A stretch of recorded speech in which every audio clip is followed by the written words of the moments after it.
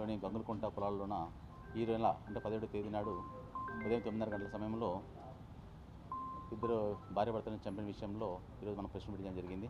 ముఖ్యంగా ఏమిటంటే ఈ చీచల నారాయణ రెడ్డి అతని భార్య ముత్తేలమ్మ, అదేవిధంగా అవతల పార్టీ పుల్లమ్మ, వెంకటలక్ష్మి, నాగలక్ష్మి వాళ్లకు 1997 నుంచి ఒక ల్యాండ్ డిస్ప్యూట్ ఉంది. ఇది కోర్టులో నడిచింది. ఈ కోర్టులో 97 నుంచి వ్యాజ్యం నడిచి 2012లో కోర్టు తీర్పిచ్చింది. ఇక్కడ అనంతపురం సీనియర్ సివిల్ జడ్జి కోర్టులోన. ఆ తర్వాత 2012లోనే కోర్టు వాళ్ళ ఆదేశం మేరకు రిజిస్టర్ జరిగింది ఈ పుల్లమ్మ, వెంకటలక్ష్మి, నాగలక్ష్మి పేరు మీద. అయితే తిరిగి వీళ్ళు నారాయణ రెడ్డి వాళ్ళు ఈ యొక్క కోర్టులో జిల్లా కోర్టు అప్పీల్ చేయడం జరిగింది. అప్పీల్లో కూడా వీళ్ళకు ఈ యొక్క పుల్లమ్మ వాళ్ళకి సానుకూలంగా తీర్పు ఇవ్వడం జరిగింది. ఆ సబ్సిక్వెంట్గా వీళ్ళు ఆడియో కోర్టును అప్రోచ్ జరిగింది.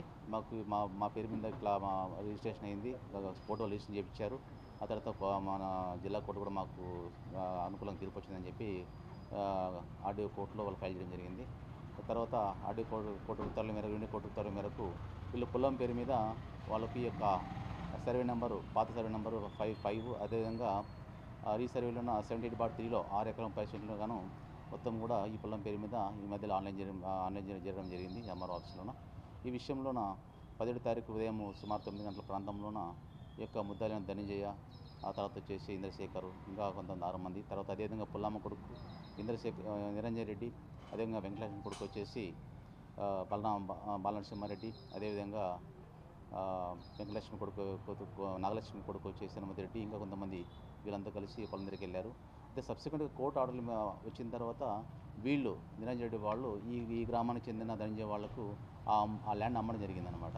సో వీళ్ళంతా కలిసిపోయి అక్కడ దానిమ్మ చెట్లు దాదాపు 2000 చెట్లు ఉన్నాయి 6 ఎకరాల్లోన.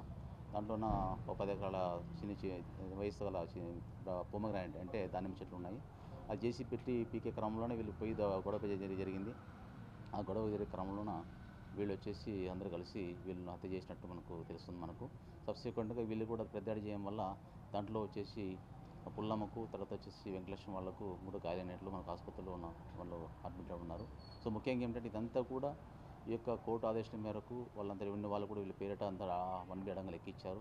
అయితే మా ల్యాండ్ పోయిందని చెప్పి బాధతో వీళ్ళంతా పోయి అడ్డగించడం వల్ల ఈ హత్య జరిగినట్టు మనకు తెలుస్తుంది. ఇదంతా కూడా భూమి యొక్క వివాదం వల్లే హత్య జరిగినట్టు మనకు తెలుస్తుంది.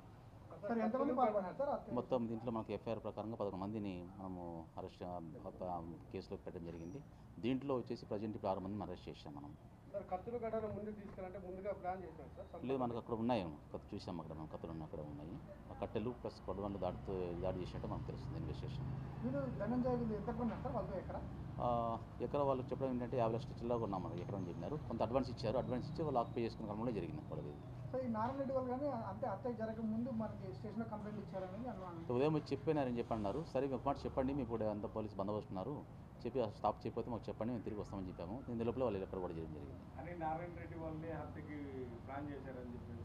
లేకపోతే అడిగించి పోయి అట్లా చెట్టు తొలగిస్తుంటే అడిగించడానికి ట్రై చేసినప్పుడు అది కూడా జరిగింది. దూర బంధువులు తెలిసింది మనకు ఇన్వెస్టిగేషన్లో. నారాయణ చీచల నారాయణ రెడ్డి మెయిన్ ఏమిటంటే చీచల నారాయణ రెడ్డి వీళ్ళకి అమ్మారనమాట 1997లోన. అయితే వీళ్ళు అగ్రిమెంట్ రాసుకున్నారు, రిజిస్ట్రేషన్ కాలేదు. అది కాలక్రమేణా వాళ్ళు కోర్టులో సివిల్ సూట్ వేయడం వల్ల వీళ్ళు పొలం వాళ్ళకి అనుకూలంగా తీర్పు వాదించినారు. నేరంలో పార్టిసిపేట్ చేసిన వాళ్ళు ఉన్నారు, అందరూ ఉన్నారు అక్కడ. సాక్షులు చెప్పారు. చనిపోయిన ముత్యాలమ్మ, నారెడ్డి కొడుకు వచ్చేసి ప్రదీప్ కుమార్ రెడ్డి, అదేవిధంగా బామర్ది ప్రతాప్ రెడ్డి వాళ్ళ సీన్లో ఉన్నారు. ప్రతాప్ రెడ్డి గాయాలైన ఆసుపత్రికి ట్రీట్మెంట్ తీసుకుంటున్నారు. ఇంకా మిగతా వాళ్ళు కొంతమంది 5 మంది అబ్స్కాన్లో ఉన్నారు, వాళ్ళని అరెస్ట్ చేస్తున్నాము. దీంట్లో కొండపైన వ్యక్తి ఆసుపత్రిలో ట్రీట్మెంట్లో ఉన్నాడు, అతను కూడా అరెస్ట్ చేస్తున్నాం. ఎలాంటి కేసులు లేవు అసలు. ఇంకోటి మాకు ముందు చెప్పినట్టు మేము కూడా కొంత ప్రొడక్షన్ తీసుకొని చేసేవాళ్ళము. మన పోలీస్ స్టేషన్కి ఇన్ఫర్మేషన్ చేయకుండా వాళ్ళు డైరెక్ట్ కోర్టులో పోవడము, ఆ రెండు గ్రూపులు గొడవపడడం జరిగింది.